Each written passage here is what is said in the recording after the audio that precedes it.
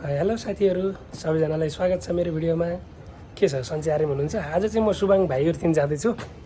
यसो भाइहरूसँग भेटघाट गर्न जान लागेको छु, किनभने त्यहाँ भाइहरूसित पनि भेट गर्नु पर्ला अनि त्यहाँ दाइहरू पनि आउनु भएको छ। यसो दाइहरूसित पनि भेटघाट गर्नु पर्ला भनेर जाँदैछु। हेरौँ के कस्तो हुन्छ।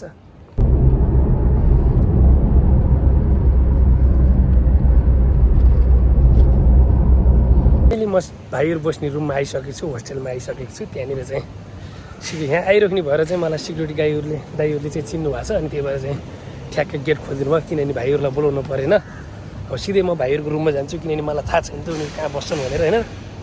त्यही भएर चाहिँ म सिधै जाँदैछु भाइहरूको रुममा।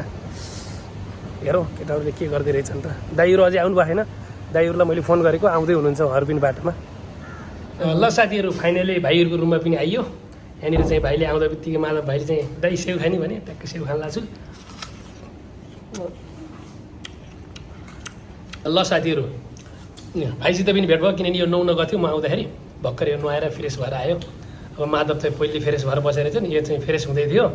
म चाहिँ सेउ खाँदै थिएँ, ऊ फ्रेस भएर आयो। भेट भयो, भाइहरूसित भेटघाट भयो। रमाइलो छ जिन्दगी, यस्तै हो साथीहरू। ल साथीहरू, दाइहरू पनि आउनुभयो, दाइहरूसँग पनि भेटघाट भयो। यहाँ दाइहरू हुनुहुन्थ्यो। अब दाइहरूसित भेटघाट हुने मेरो धेरै ठुलो सपना थियो। आज दाइहरूसित भेटघाट पनि गरियो, खुसी लाग्यो एकदम। यही हो। ल हस्, धन्यवाद।